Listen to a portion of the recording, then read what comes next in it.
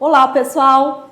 Estamos no Novembro Azul, no Momento Saúde e com o Dr. Bruno aqui. E eu queria, doutor, que antes de tudo você iniciasse essa entrevista. O que é esse movimento Novembro Azul? Perfeito, Tamires. Assim, o Novembro Azul, né, foi criado principalmente para conscientização, né, sobre a atenção, né, da saúde masculina.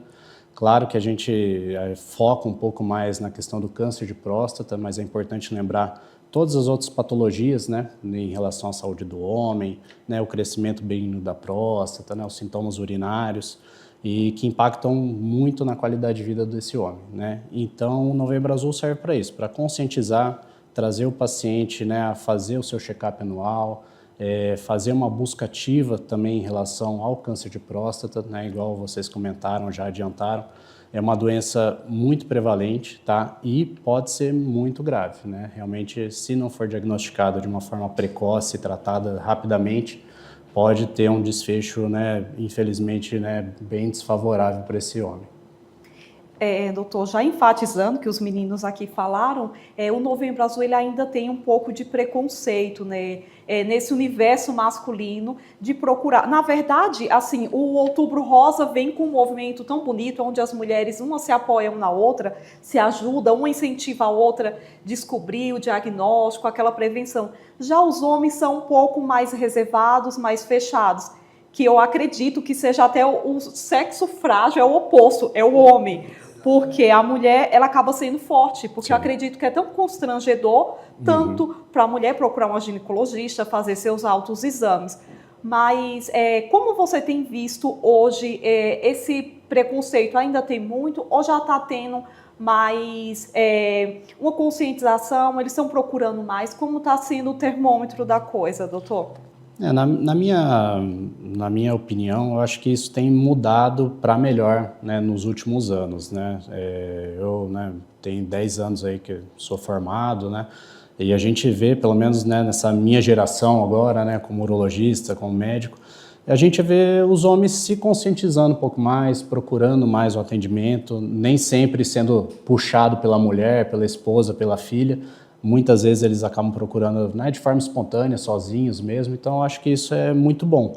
Mas com certeza isso se deve muito a toda essa conversa, né, essas campanhas que a gente faz, né, todos esses diálogos, essa informação que a gente traz hoje em dia para o homem. Então eu acho que esse cenário tem mudado um pouco, né? Lógico que sempre tem um rapaz aí um pouco mais reservado, que não procura, né, que tem que ser puxado ali pela esposa, as filhas também, né, tem um papel importante nessa hora, mas eu acredito que esse panorama aí tem mudado bastante. Vou aproveitar o gancho, porque quando fala de médico, já colocaram, né, a Tamires deu o exemplo melhor da mulher com o ginecologista. Eu acho que a mulher ela já é ensinada, né, a ser isso. E acho também que isso, acho não, eu falo por mim, na verdade, a gente não, eu tenho 34 anos, sim, não era uma conversa muito aberta com os pais. O pai não estava acostumado a falar pro filho como ir no banheiro, como que lavar o seu órgão genital, sim, que tem um médico específico para isso. Já a menina, ela já é condicionada a quando tá mais crescidinha, acredito que mais pela menstruação, né, quando começa com os hormônios, aí mais, então ela se identifica mais com a ginecologista, né, acredito eu, que já cria esse vínculo. Com o urologista, a gente escuta falar muito, né, o exame de próstata, o cara vai fazer o exame com 40 anos. Mas e antes desses 40 anos, ele nunca vai ter que passar pelo urologista, a gente nunca vai ter que fazer uma consulta, porque o urologista ele não só vê o câncer de próstata, ele cuida de uma forma do homem, de uma forma mais ampla, né? Perfeito. Gostaria que você explicasse um pouquinho essa parte também, doutor, por Perfeito, favor. Alex. É interessante, né, você ter comentado isso, que hoje a gente faz uma campanha também, uma conscientização, né, para as famílias levarem o menino, né, no urologista, já o adolescente, né, justamente para a gente entender como esse menino está se desenvolvendo, né, a parte hormonal, a parte sexual, né, se está tendo bom desenvolvimento na escola, né, a gente faz todo esse acompanhamento já do menino na fase da adolescência, justamente para às vezes detectar principalmente uma deficiência de desenvolvimento sexual e hormonal, né. Então, isso é muito interessante, né? Não é só o urologista, não atende só aquele homem a partir dos 40, 50 anos, né? A gente já começa o atendimento desde as crianças, tanto meninas também, meninos, né? É uma área que a gente abrange muitas patologias, né? Infecção urinária, disfunções miccionais. Então, a gente acaba atendendo muitos pacientes na faixa pediátrica, no adolescente, mas pensando, né, na saúde masculina, esse menino é orientado a começar a ir no urologista desde a adolescência. A partir lá dos 12, 13 anos, é legal já, né, a mãe, o pai, levar esse menino para fazer o acompanhamento anual, igual a menina vai no ginecologista. A Tamiris vai continuar falando sobre o Novembro Azul, que é super importante, mas aproveitar o Dr. Bruno aqui para falar também quais as procuras, né, qual a procura dos adolescentes, quando fala dessa iniciação, né, adolescente, qual que é a maior procura? Porque se na idade, né, 40, que é a idade do autoexame, do exame de próstata, tem essa idade, a procura mais dos adolescentes hoje no consultório é o quê? Ou tem esse parâmetro? O que é mais, como que fala? Que é mais normal aparecer lá nessa idade na adolescência? Em relação ao paciente em si, né, de dúvidas, né, principalmente a parte sexual mesmo, né, o adolescente às vezes não se sente, às vezes, tão à vontade, né, dependendo da situação, de conversar com o pai, às vezes, né, fica envergonhado, né, de se abrir ali com a mãe. Então eu vejo bastante procura, pelo menos no meu consultório, eu vejo muitos adolescentes que vêm para tirar dúvida, né? Ele começa a se conhecer, começa, né, notar modificações da parte sexual no órgão genital e surgem dúvidas, né? O colega ali na escola é diferente, vai jogar bola, vê alguma coisa no vestiário diferente, né? Ele quer saber se, né, com ele tá tudo bem. Normal ou não. Exatamente. Então, assim, o adolescente, eu vejo bastante, né, no consultório essa preocupação e essas dúvidas, né? E é quando também eles começam a se tocar, né? Sim. Conhecer o próprio corpo. Qual que é a melhor forma de conhecer o próprio corpo? É se tocando, né?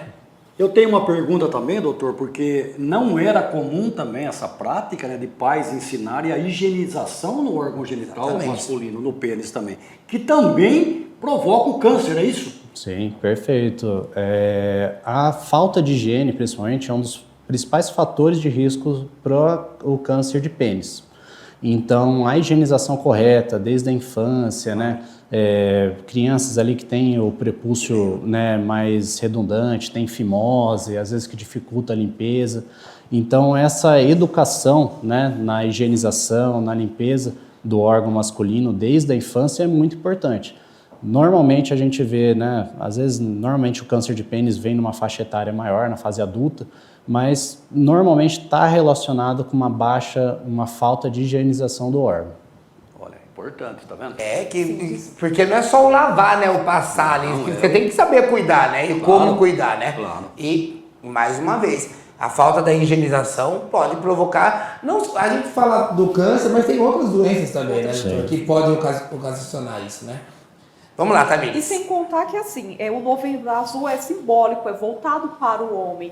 É assim, para o homem acordar e despertar com esse movimento. Mas, assim, tem que ser cuidado o ano inteiro, né? O tempo inteiro tem que ter mudança hormonal, o período da andropausa, que acontece muito, que ainda existe vários... Que bom que ela falou da andropausa, que essa aí eu quero perguntar. Que ainda existe não vários... é normal eu suar desse jeito, vários, assim, vários preconceitos, né? É como os meninos acabaram de enfatizar. O homem, ele não vem de uma cultura, ele vem de uma cultura que o homem tem que ser sempre forte e ele não tem que adoecer. Não só na andropausa, com mudança hormonal, não só o câncer de próstata, mas também a parte psicológica, que envolve tudo, engloba tudo, que para isso tem uma equipe para cada área, não é, doutor?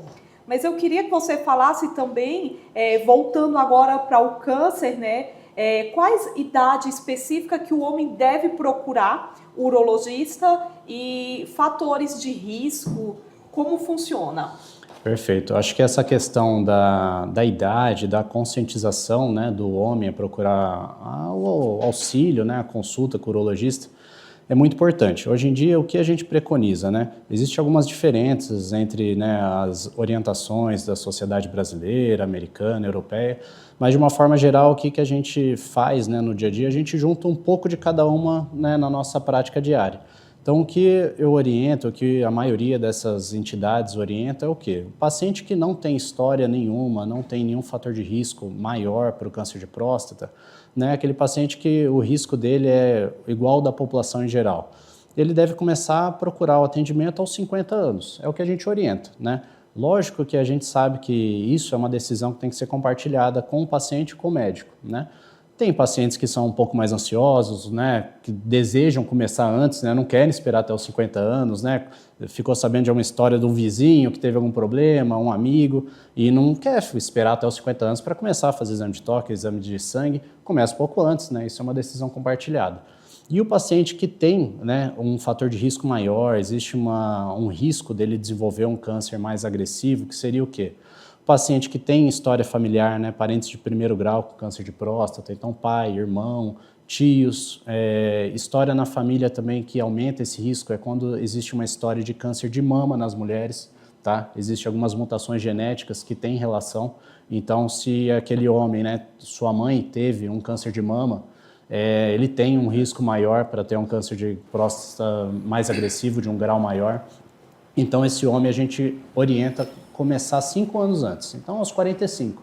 E aquela questão, né, da decisão compartilhada vale também da mesma forma, né? Às vezes a gente orienta o paciente começar aos 45, mas ele tem desejo, preocupações, né, em relação a isso. Não sei, teve algum familiar que teve um câncer muito agressivo, muito jovem, começa antes, pode começar aos 40, né, não tem problema nenhum. Isso é uma decisão compartilhada. O que a gente, né, essas idades chaves são mais para chamar a atenção da população em geral, né? Isso é uma amostra entre todos, mas a decisão tem que ser individualizada, né? Então, na média é isso, 50 anos para a população em geral, 45, então 5 anos antes para aquele que tem algum fator de risco maior. Doutor, perdão, eu só queria, pegando esse gancho do senhor, existem fatores próprio da gente que possa levar ao câncer de próstata? Existem mutações genéticas, né? Alterações genéticas que, né, vêm de forma hereditária, principalmente mutações em alguns genes que estão relacionados principalmente a esse gene que chama BRCA1, que está relacionado com câncer de mama também, câncer de próstata. Então, né, lógico que a gente não faz pesquisa dessa mutação em todo mundo, né? Talvez no futuro, né, quem sabe, mas existe uma questão genética, sim, forte, tá, e evidente em relação ao câncer de próstata. E, lógico, hábitos de vida também, né, que podem influenciar nisso. Então, isso era a pergunta. Paciente, né, que às vezes, né, tem o hábito de fumar, né, o cigarro, né, o álcool também, né, excesso de alimentação com excesso de gordura saturada, fritura, né? Potencializam essa chance. Potencializa, aumenta a chance de ocorrer alguma mutação celular, né, a nível celular. E lógico, vai aumentar o risco de câncer de próstata e de outros problemas de saúde também, outros tipos de câncer, né? Perfeito. Teria algum sintoma, doutor, para detectar? Ou ela é uma doença no início silenciosa? E quais seriam os sintomas? Em relação ao câncer de próstata, a gente chama muita atenção do homem, né, da população, justamente por essa questão dos sintomas. Porque o câncer de próstata, para ele causar algum sintoma no homem, ele tem que estar muito avançado, né? Então, o sintoma que o câncer de próstata causaria no homem seria dores ósseas quando ele já se espalhou, digamos, né, já está numa forma metastática, né? Que o principal foco seria a coluna vertebral, né, estrutura óssea do corpo. Então, a gente não pode esperar, né, sentir alguma coisa para procurar o urologista, tá? O que a gente vê normalmente que os homens, né, têm algum sintoma, são sintomas normalmente relacionados ao crescimento benigno da próstata, né? A próstata vai crescendo, vai inchando, não é igual a gente vê, né, as pessoas comentarem, por causa da idade e causa sintomas urinários, tá? Mas normalmente isso está relacionado ao crescimento benigno da próstata, não ao câncer, tá? Lógico que a gente usa também esse gancho, né, aproveitar algum sintoma urinário, que normalmente começa lá pelos 40, 50 anos, e aproveita, né, para chamar a atenção desse homem que vai pela causa benigna, mas a gente já começa a fazer a pesquisa do câncer nele. E eu gostaria também de fazer uma pergunta que eu acredito que é a dúvida de todo mundo que está aí assistindo do outro lado, do público masculino. O exame, o PSA, ele substitui o toque retal ou não? Porque existe muito aquela coisa, eu não vou, agora já tem o PSA, o exame de sangue. Que mal faz um dedo, hein? Um dedo que vai salvar a sua vida. Coloca eu na tela aqui, por favor. Alex. A gente escuta, não vou falar nada, tá tranquilo.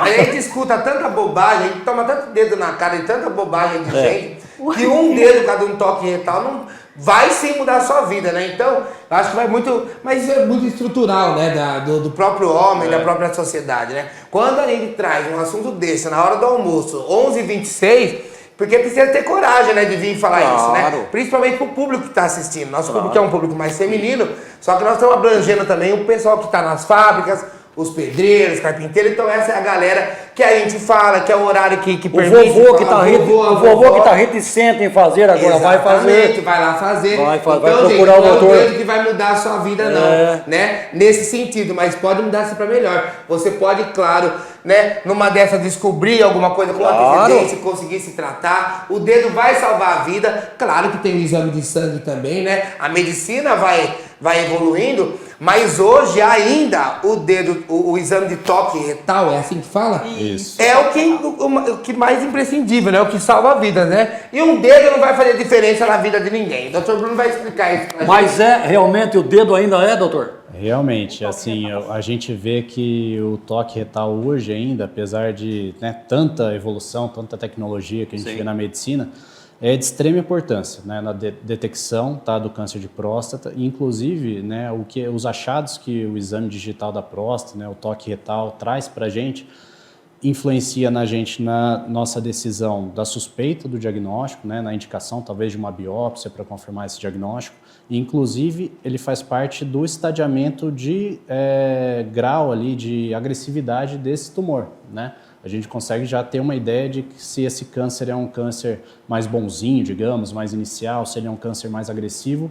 Só com o exame digital da próstata a gente já traz todas essas informações, né? Quanto tempo dura, doutor, esse exame? O exame é coisa de segundos. Respirou, menos de um minuto. Quando você vê, já com foi. certeza. Para, isso aí não é... É um exame super rápido, né? Lógico que é desconfortável, né? Como Claro. a mulher também tem exatamente. o desconforto com o ginecologista, né? Ninguém gosta, né? Exato. Mas é necessário e traz, assim, muita informação e realmente muda o prognóstico do paciente quando a gente detecta isso de uma forma precoce. Né? A precisão, né, de tudo isso. Quantos entes queridos lá no passado Exatamente. perdemos por esse preconceito? E por falta da informação. Por então falta hoje a da informação informação. é clara, tem um mês inteiro dedicado a isso. Claro que a gente fala o ano todo, mas o mês de novembro. Então se você está em casa, se você está na idade, ou se você precisar procurar um urologista, por que não? Então o Dr. Bruno está aqui para esclarecer as nossas dúvidas. Eu preciso liberar ele porque eu sei que ele tem cirurgia.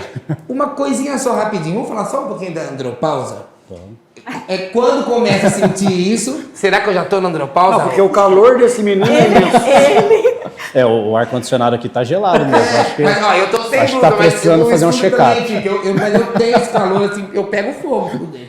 Mas isso é normal? Assim, a andropausa masculina, né, como a gente conhece, né, essa patologia hoje em dia, é uma coisa completamente normal, né, que vem com a idade. A gente sabe que alguns homens começam a ter um déficit ali, de uma queda do nível de testosterona um pouco mais precoce, outros um pouco mais tarde, né? E isso é realmente uma questão genética, tá? Em média, né, a gente sabe que a testosterona começa a cair, média ali aos 45 anos, né, 50 anos, ela começa a cair de uma forma gradual, né, uma forma mais acentuada anualmente, tá? E aí o homem pode começar a sentir alguns sintomas em relação a essa falta ou essa queda de testosterona. Questão de, né, alguns calores, mudança de humor, alteração do sono, né? Questão, né, lógico, cansaço, diminuição de libido, um pouco de desinteresse sexual, às vezes uma qualidade, né, da ereção, né, ter uma alteração ali para pior. Só que eu acho que é uma coisa, como é um assunto, né, que está muito em alta, hoje em dia a gente vê muito se falar sobre testosterona, né? Eu acho que está muito em alta hoje em dia. Eu acho que é importante frisar o quê? Nem todo sintoma relacionado, nem todos esses sintomas estão relacionados à testosterona, né? Se você perguntar hoje para, sei lá, 10 pessoas aí, quem está meio desanimado, né, com alteração do sono, sem disposição para ir na academia. Falta de dinheiro. A cada 10 pessoas você perguntar isso, 9 vão estar com indispostas, né, com desanimadas, às vezes com diminuição de libido. E se você perguntar para paciente de 20, 30, 40, 50 anos, a proporção é mais ou menos a mesma. Então, assim, eu acho que hoje em dia a testosterona acaba levando culpa de muita coisa que não é dela. Por isso que é importante e consultar o médico. Perfeito, porque assim, a gente precisa fazer esse diagnóstico correto, né? Não é para todo mundo que está desanimado e com falta de libido que tem que tomar testosterona. Exatamente. Né? Então, isso às vezes está muito relacionado com atividade, falta de atividade física, sedentarismo, estresse, né? Quem não está estressado hoje em dia, correria dessa uma vida pessoa agitada que toma atual. testosterona, imagina, eu saio com eu até Mineiros correndo. Mas eu acho que uma coisa que é legal para a gente comentar e lembrar é isso, né? A andropausa está aí, né? Lógico que muitos homens sofrem com isso. É uma patologia que impacta muito a qualidade de vida do homem. Tem que ser tratada da maneira adequada, mas tem que ficar muito atento porque nem todo sintoma em relação a isso né, realmente é andropausa. Aí às vezes volta o paciente no que você tá... falou, dado a importância de procurar o especialista. Exatamente. O nosso tom é descontraído, mas a nossa conversa é séria. Principalmente quando o assunto é assim, nós temos que levar para um lado descontraído para poder atingir você em casa. Doutor, o doutor vai participar do Jornal Democrático, dessa edição desse mês, Novembro Azul. Nós vamos colocar uma entrevista com ele, com mais reportagem. Está convidado a voltar para a gente falar da andropausa, da saúde masculina, que eu acho que é bem importante, principalmente nessa parte da adolescência, né, dessa parte mais velha. É importante sim, né, dessa parte do pessoal com um pouquinho mais de idade aí, para a gente falar da questão do câncer de próstata e tudo mais.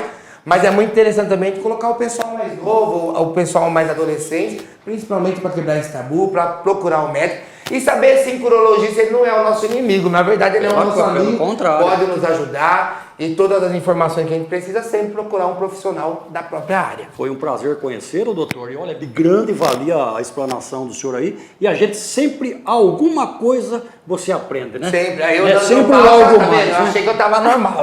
Tá vendo? É sempre ali. Por isso o especialista, né? Só para aproveitar, Grupo Zago, né? Para quem quiser, tá lá o Dr. Paulo, um abraço, a doutora Ana Laura, um abraço, e o Dr. Bruno lá, para melhor atender, lá uma equipe completa. Na Avenida Doutor Joaquim Roberto de Carvalho Pinto, 1148. Telefone para liga lá e fala com a Camila, um beijo para Camila, viu, Camila? Fala com a Camila lá, que ela tá sempre ajudando aí, encaixando os pacientes aí. Sempre que precisar, a gente arruma um tempinho para atender. Obrigado, doutor. Obrigado. Eu sei que o tempo Obrigado dele é corrido, o doutor tem cirurgia agora em Jaú, então nós conseguimos trazer ele aqui para conversar, porque é muito importante. Obrigado, Tamiris, mais uma vez, que consegue captar esses talentos aqui da nossa cidade para trazer para conversar com a gente.